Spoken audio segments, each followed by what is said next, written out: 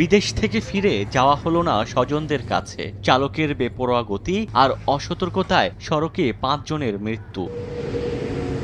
স্বজনদের সান্নিধ্য পেতে বুক ভরা স্বপ্ন নিয়ে দীর্ঘদিন পর মঙ্গলবার দেশে ফেরেন প্রবাসী আরিফুল। স্বজনদের সঙ্গে প্রাইভেট কারে করে রওনা হন নিজ জেলা যশোরের উদ্দেশ্যে। কিন্তু ভোরে ঢাকা ভাঙা এক্সপ্রেসওয়ের মালিগ্রাম এলাকায় পৌঁছালে সামনে থাকা একটি গ্যাস সিলিন্ডার বোঝাই ট্রাকের পেছনে সজোরে ধাক্কা দেয় প্রাইভেট কারটি। দুমড়ে মুচড়ে গিয়ে ঘটনাস্থলেই নিহত হন ৪ জন। গুরুতর আহত ৩ জনকে উদ্ধার করে হাসপাতালে নিলে সেখানে মারা যান আরও একজন। ঘটনাস্থলে আমার শাশুড়ি, আমার 2 কুটুম, আমার স্ত্রী, গাড়ির ড্রাইভার, এই 5 জন জায়গায় মারা গেছে। বাচ্চা 2 জন ছিল, তার মধ্যে একটা বাচ্চা সুস্থ আছে আর একটা বাচ্চা মোটামুটি মানে ক্রিটিক্যালের ভিতরে আছে। ঢাকা থেকে ভাঙামুখী একটি প্রাইভেট কার এবং ঢাকা থেকে ভাঙামুখী একটি ট্রাক যাচ্ছিল। যাওয়ার পথে আজকে ভোরবেলায় সড়ক দুর্ঘটনা সংঘটিত হয়। সড়ক দুর্ঘটনায় 5 জন মারা গিয়েছে।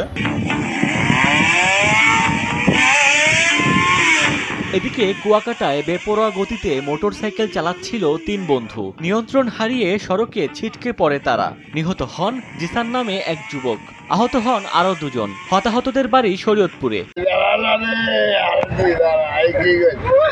ছেলেকে নিয়ে স্কুলে যাওয়া হলো না চট্টগ্রামের দৌলতপুর উচ্চ বিদ্যালয়ের প্রধান শিক্ষক মল্লিকের। কর্ণফুলীর শাহ আমানত সেতু এলাকায় পিকআপ ভ্যান চাপায় মোটরসাইকেল আরোহী বাবা ছেলের মৃত্যু হয়েছে।